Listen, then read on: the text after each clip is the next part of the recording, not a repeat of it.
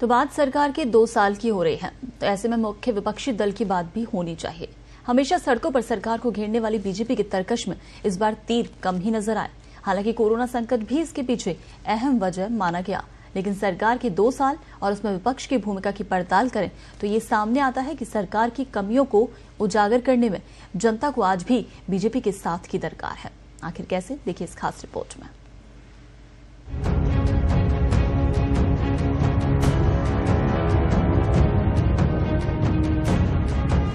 2 साल पहले 17 दिसंबर को जब प्रदेश में तख्ता पलट हुआ तो सबसे बड़ा झटका बीजेपी को लगा।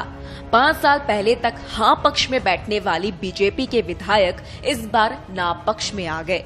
विधानसभा में तो विधायक ना पक्ष में आ गए, लेकिन सड़कों पर वे काफी हद तक नदारद ही नजर आए। कर्ज माफी, बेरोजगारी जैसे अहम मुद्दों पर बीजेपी का विरोध प्रदर्शन सड़कों की बजाय सोशल मीडिया तक सिमट कर रह गया। इन 2 सालों में बीजेपी के 2 मुखिया, पहले मदन लाल सैनी और अब सतीश पूनिया प्रदेशाध्यक्ष हैं, लेकिन उनका भी विरोध प्रदर्शन सड़क की बजाय ट्विटर पर ज्यादा रहा।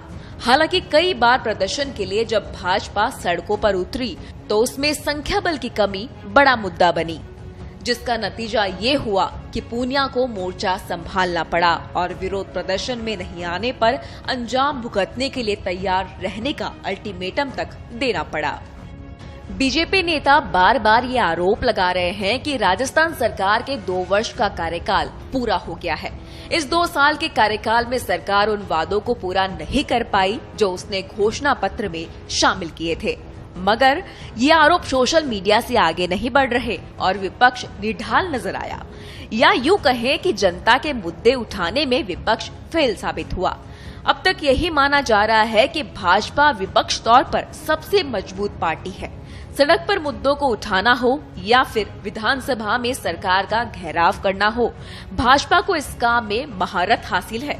लेकिन इन 2 सालों में पार्टी अपने ही अंदरूनी कलह में उलझती नजर आई। पार्टी ने सतीश पूनिया को प्रदेश अध्यक्ष की कमान तो सौंप दी, मगर उनके विरोधी नेताओं को आज भी ये रास नहीं आ रहा है। यही वजह रही कि पार्टी जब भी सड़कों पर उतरी तो उसमें वरिष्ठ नेताओं की कमी हमेशा खली।